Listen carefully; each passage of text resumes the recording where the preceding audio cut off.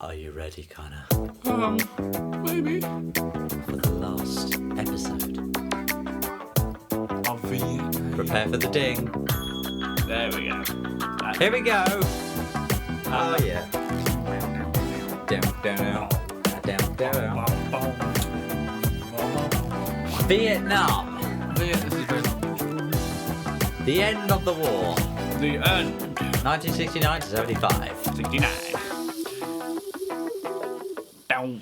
Right, here we go. The end of the war, 1969 to 75, Vietnam. The aims and the policies of Nixon and Kissinger.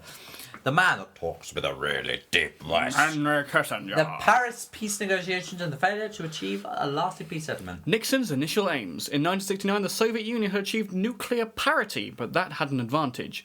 Each side now had equals, so they had now had a mutual interest to both scale down their nuclear weapons. The USSR had damaged its general economy, and by 1970 it was struggling. This gave them an incentive to talk to the Americans. The hope is that there can be a movement to end the Cold War. Nixon's main aim is to reduce tension. He also wants to exploit the Sino-Soviet split. The leader of China, Mao Zedong, had been a junior partner in the days of Stalin. In the late 1950s, Mao was more confident and respected the Russians less. Disrespecting. Khrushchev moved away from the confrontation from the West to a peaceful coexistence, but Mao believed confrontation was imminent. Mao said that Khrushchev was mad for ending the Cuban Missile Crisis, and now China saw them as a true China saw themselves as the true communism. The better communism. They expelled Russian technicians from China, and the Sino-Soviet split in the early 60s began. Yeah.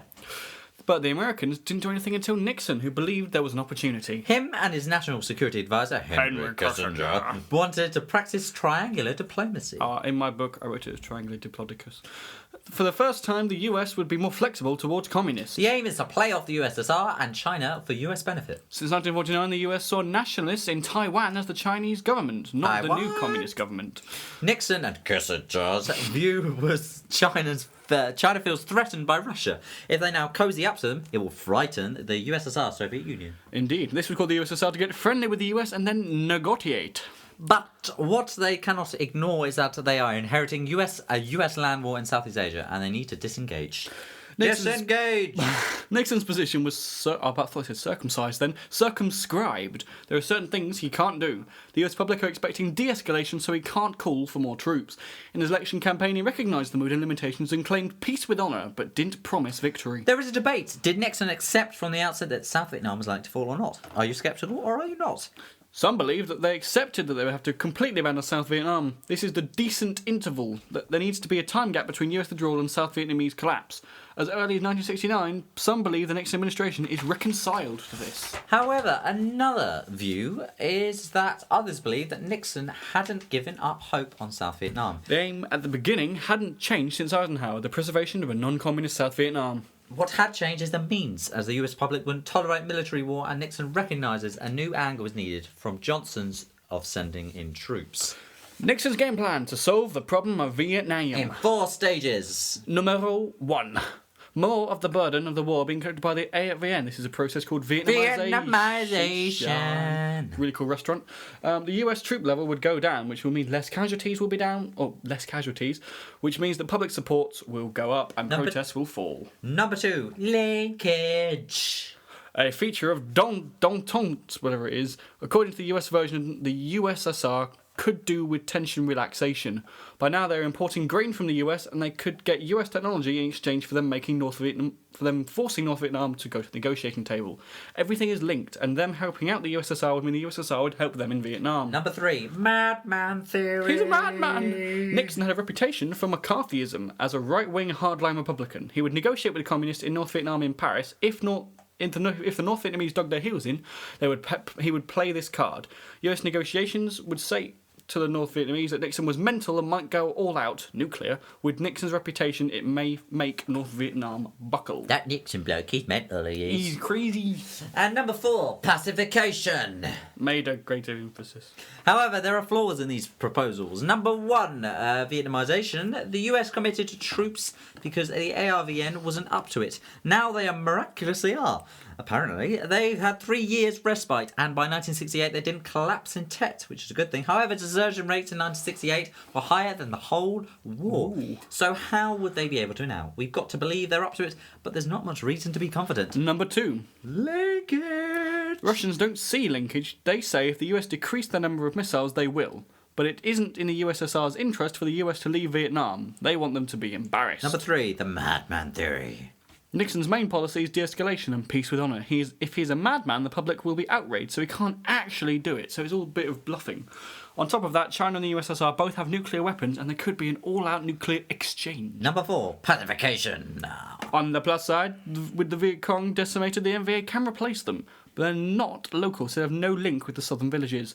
But they had got more villages in Tet as the Americans had gone back to the cities. Pacification is doable, but it will take time. Nixon is hoping that he could get an early negotiated settlement of the war. This is wishful thinking. Nixon's fundamental problem is that his credibility will depend on escalation, but this is the most dangerous and unlikely thing he will do due to domestic policy in the United States. North Vietnam's position. No matter what, the US will have to keep withdrawing troops, and month by month the military balance will shift in the favour of North Vietnamese. Why would they want to make a deal? They can launch an offensive when there are hardly any Americans left. They have every incentive to just carry on until there are no Lê Americans. Duc Tho, the new leader of North Vietnam since Ho Chi Minh died in 1968, maybe 1969, said in the first meeting in 1960, We have won. The ongoing struggle for negotiations. Abrams was trying to revitalise the US war effort on the ground. He was the replacement of Westmoreland as he was. MACVA, MACVA, which we still don't know what it Military means. Assistance Command Vietnam. Something like that. He wanted to move away from Westmoreland search and destroy large-scale operations. But search and destroy missions still took place. Examples in May 1969, American forces sent to Ao Shao Valley. Which is called Hamburger Hill by the Americans. Americans fought for days and took casualties and then abandoned it. Silly Americans. Nixon let Abrams know that there wouldn't be any more of these operations because the US public simply couldn't take it. None of this encouraged the North Vietnamese to make a deal, and after Hamburger Hill, it was obvious that the US would avoid large-scale engagement. By 1971, one soldier talked about the collapse of the US Army and that morale was decreasing. The attitude seemed to be, if the war wasn't going to be won, why die for it? Additionally, without reserves, draftees who didn't even want to be there now fight the war. In summer 1969, Nixon sends a message to Hanoi. He threatened them, demanding a negotiated settlement or there would be drastic escalation. The hope was that Hanoi would get the message with the deadline set of November the 1st, 1969. By November 1969, nothing had happened and Nixon turned to Henry Kissinger, and his officials to plan a drastic escalation of the war, Operation Duck Hook. That's a nice name. This included the invasion of North Vietnam, the bombing of Hanoi, the city centre, mining of Haiphong Harbour, the most most used harbour in North Vietnam, Yeah. and possible use of tactical nuclear weapons. The reason they had never bombed Haiphong Harbour before is Johnson was terrified of dropping Absolutely. a bomb on a US. It was something to do with a chimney, to putting a bomb down one of their chimneys or something like that of their boats. That it could cause World War III and it would be horrible. The aim is to win by annihilating the North Vietnamese' capacity to resist, and Kissinger was inclined to go ahead with it, but with Nixon. November 3rd, 1969, Nixon gave his most successful speech of the entire presidency, the silent majority speech. He asked the American people to have faith with him and rally behind him, rejecting the pressure of anti-war demonstrations. The overwhelming US majority supported him, but that is not the most interesting thing about the speech. The most interesting thing is that he did not announce Operation Duck Hook. The reasons why he didn't announce it were... In October 1969, Washington saw its biggest anti-war demonstration of the entire war. Two gentlemen talked Nixon out of Duck Hook. Secretary of State William Rogers. Secretary of Defense Melvin Laird. They say if Nixon's first announcement on Vietnam's escalation, he will split the country into like an axe. Relations with China and Russia. In a secret visit in 1971, Kissinger laid groundwork for Nixon to visit China. China is anxious about Russia considering eliminating China with nuclear weapons due to the so-called Sino-Soviet split. That, by the way, that is so drastic. They were literally lining up tanks on the border to each other. Just in case. Spring 1972, Nixon visits China. In Russia, in Moscow, they are shocked as China and the US hadn't had relations since 1949. Like a really dodgy marriage. This led the USSR to invite Nixon to a summit in Moscow in April 1972, a key moment to détente. Détente. Whatever. This proved the USSR were clearly frightened of the Americans getting too cosy with the Chinese. Triangular relations were clearly working and it seemed to get Hanoi thinking. Thanks to the USSR and the NVA, the NVA were now a large conventional army. They could pass the 17th parallel with force in conventional invasion. There's less than 50,000 Americans left in South Vietnam. By this point in spring 1972. However, the Americans might step it up again, but North Vietnam think they won't because... The US public's reaction in 1972 the US public's reaction to a possible invasion as 1972 was an election year. And Nixon is in Moscow, and it might completely ruin any summit. And so the North Vietnamese decide to go for it. The Easter Offensive in March 1972. North Vietnamese army launches a massive conventional offensive across the 17th parallel. Nixon, however, is determined and initiates Operation Linebacker 1. Yes, this is a heavy conventional bombing striking the centre of Hanoi for the first time, mining Haiphong Harbour, the main North Vietnamese harbour. Additionally, the NVA can now be seen, and so they are smashed by all-out bombing. This is not Duck Hook, he didn't do that. Hanoi's reaction is to agree to negotiations. I want to negotiate. You can't, man. Peace talks. Lee Duc To, again, the same guy who replaced Ho Chi Minh, the North Vietnamese negotiator, came to a meeting, and in October 1972, a deal is made. The US drops mutual withdrawal, and the North Vietnamese can stay in the south. So the US wanted to have the US and the North Vietnamese both withdraw from South Vietnam at the same time, but the North Vietnamese went, nope. Hanoi drops the insistence on a coalition government in Saigon and accepts that Chiu stays, but once the Americans has gone, it's obvious that Chiu won't be there very long. He also knows it, and so he isn't happy and goes to Nixon, and Nixon goes to Kissinger, and in October 1972, Kissinger says peace is at hand. That's very important. October 1972, Kissinger says peace is at hand. Peace is at hand. I'll be back. I mean, whether Nixon was genuinely moved by Tu was debatable, as arguably Tu had something on him when Nixon undermined the talks in '68, the Paris peace talks that Nixon sabotaged. With Chanot. But still, Nixon up to the terms, and the North Vietnamese got annoyed and withdrew from talks. Seymour Hersh, the guy that uncovered my lie, wrote a book arguing that October 1972, Nixon's pollsters told him that he'd do better in the election if he were at war, and that is why he gave up the idea of peace talk in September. Yeah. October. Sorry. Yeah. Also, there was an issue of global credibility. Nixon couldn't just come in and surrender, even though many of the US allies were protesting. That would be what the governments thought might. World image of the America might actually drop even more. Whatever the reasoning, the October peace deal collapsed and the November election was held, and Nixon won comfortably. And moving on, the Christmas bombing campaign, linebacker number 2. Bomb Hanoi to get them back to negotiation. B-52 bombers, massive planes, are taking out key Vietnamese places. These are the first time it's used in about 20 years. No, sorry, 15 years. In a long time. January 1973, the Paris Accords. Again. The US announced withdrawal from direct involvement in Vietnam. The terms are essentially the same as October, and some argue that the bombing campaign was to reassure Chiu that if the Vietnamese go for him again, the B-52s might come back.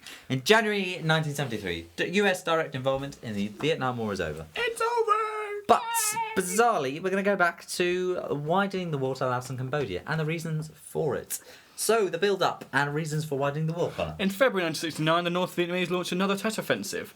And though it wasn't on the same scale as 1968, it was still the heaviest fighting seen since then, and US casualties soared. How can Nixon get serious? In Paris, Hanoi is in no hurry to negotiate. Forget what we've gone back.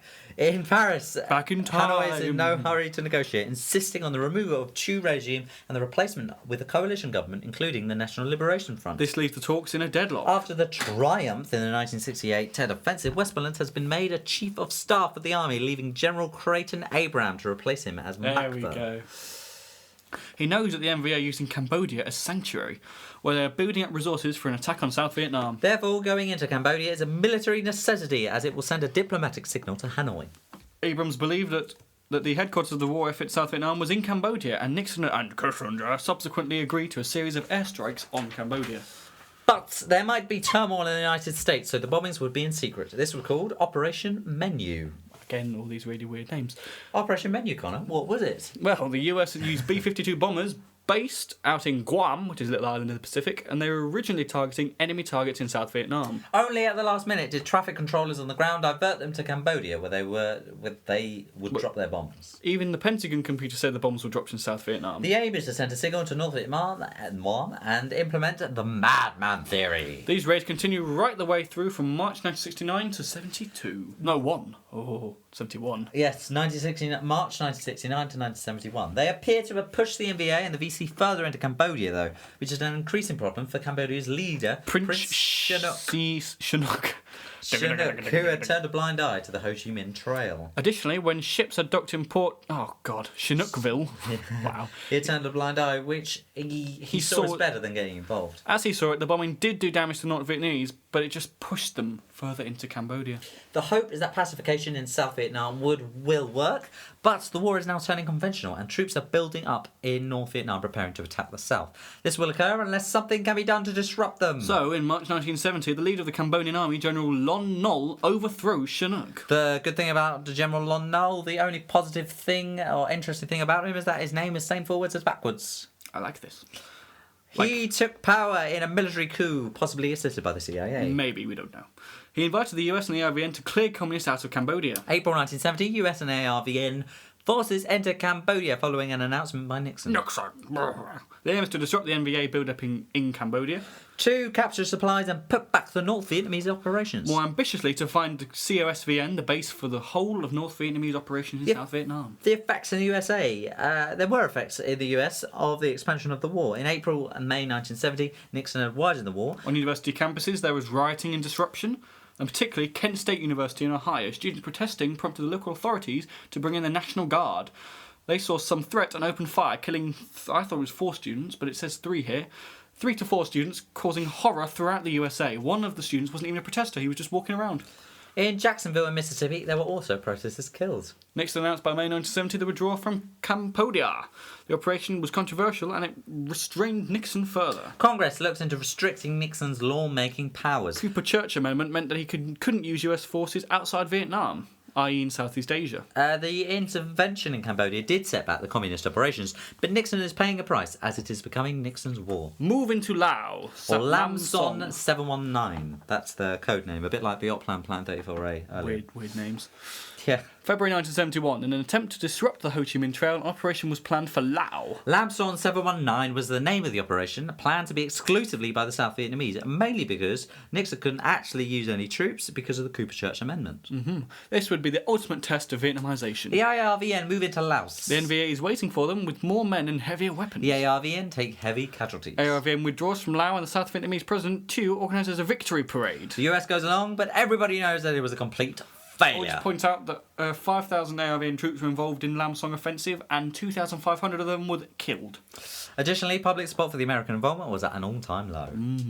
The effects on negotiations now by all of this. America seemed now to significantly alter their negotiation position. Up until now, there had been an insistence on mutual withdrawal, where the US troops would leave and the NVA would back off to the north of the 17th parallel. At this point, the Americans considered dropping this. Though the NVA are feeling pleased with this, why would they now make a deal? Well, in 1969, US commitment peaks at over 500,000 troops at 545,000. 1969, and then in 1972, there are less than 50,000 US personnel left. It's a big withdrawal. In 1970 elections, President Chu was re-elected, largely because his opponents were arrested. But this surely isn't the way forward. The impact, then, you know what happens. The impact on US policy of anti-oil protests and the Watergate affair. Despite US withdrawal, the war continued, and we put Cambodia and Laos there because I don't know. I think it fits in, even though So we're a bit mental. Yeah, so the war's just finished basically. But despite US withdrawal, the war continued.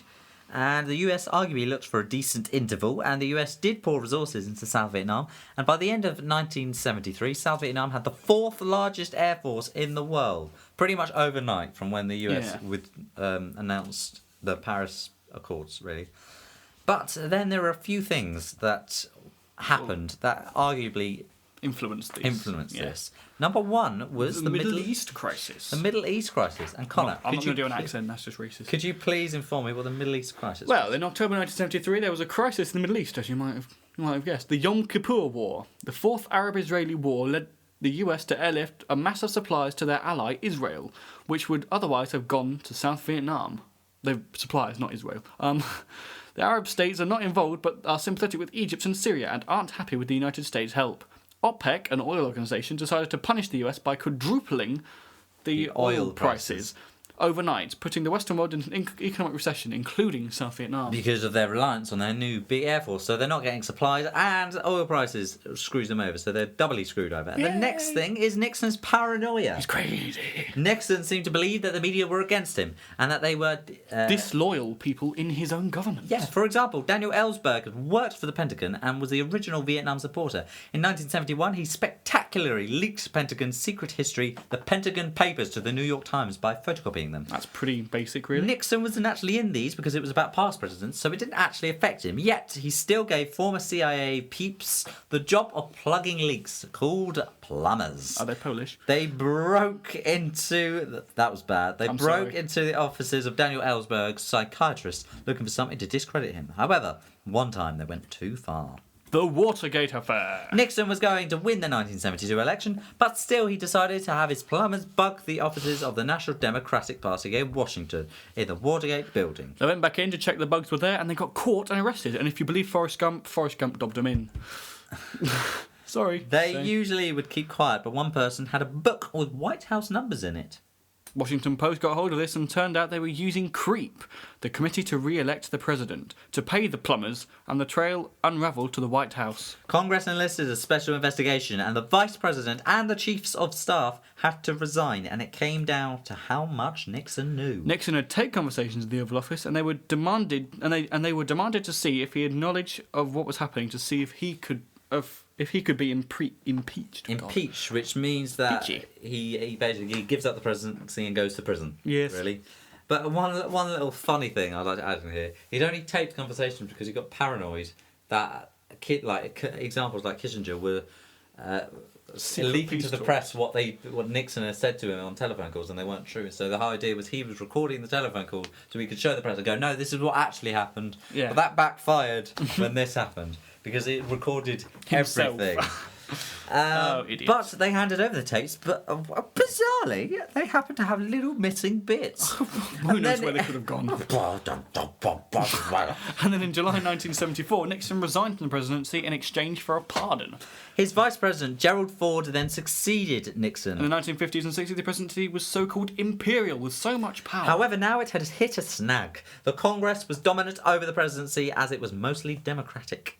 The new president also had little authority, as he hadn't even been elected. And he hadn't even been in the job of vice president very long.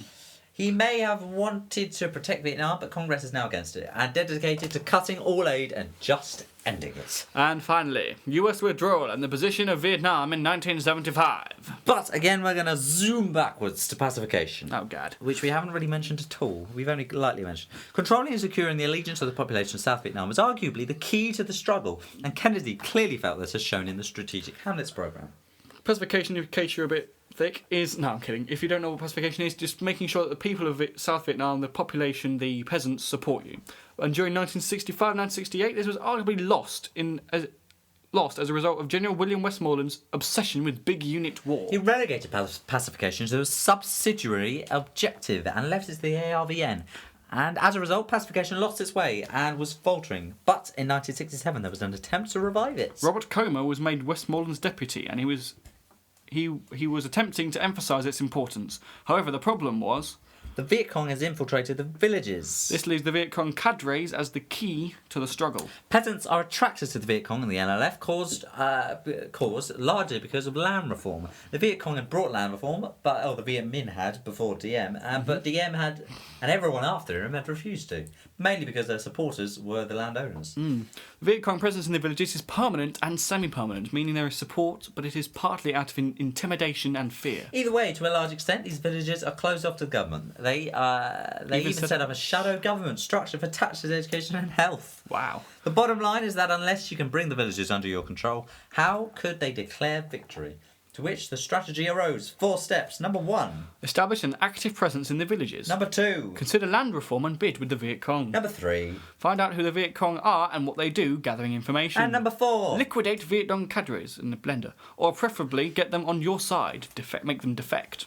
This system of rooting out the Viet Cong infrastructure went on from 1968 to 71. 1967, concerned for pacification, Johnson made CORD, the Civil Operations and Revolutionary Development and Support, covering 44 provinces, pooling all civil initiatives and coordinating with the military. Provincial chiefs, supported by American senior advisors, led this. In 1968, there was an initial setback of Tet and the return to the cities, as we mentioned. But after that, the Viet Cong had taken heavy losses and therefore weakened.